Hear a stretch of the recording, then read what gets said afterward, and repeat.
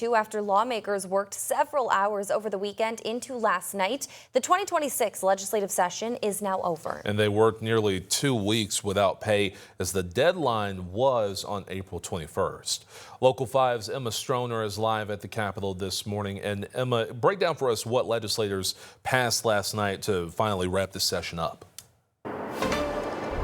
Well, the House and Senate passed multiple bills last night, but one I want to bring your attention to is property tax reform, because we've been following it for months, and now the Senate's version is heading over to the governor's desk for signature. So here's what happens under House File 2472. There will be a 10% homestead exemption up to $20,000, and then general fund levies for cities and counties here in Iowa now have a 2% revenue growth cap.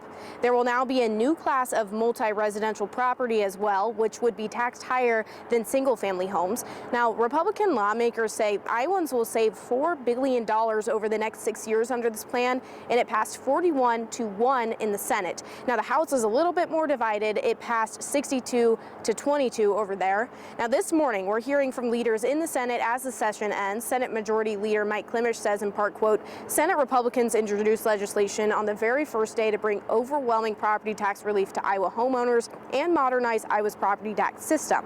We made great strides in reining in local government spending, reforming the property tax system, and now Iowa homeowners will see billions in property tax relief over the next several years. Now, on the other side, Minority Leader Janice Weiner says in part, quote, Republican lawmakers spent the year wreaking havoc on Iowans' lives, but now Iowans can finally breathe a sigh of relief. As the legislative session ends, so does the harm. We could have worked together. Unfortunately, those opportunities were far and few between. Now, 2 pieces of the House's legislation also passed last night. So coming up in 30 minutes, I'll tell you what those are, and I'll also tell you the governor's reaction to the session ending. Live in Des Moines, Emma Stroner, Local 5 News.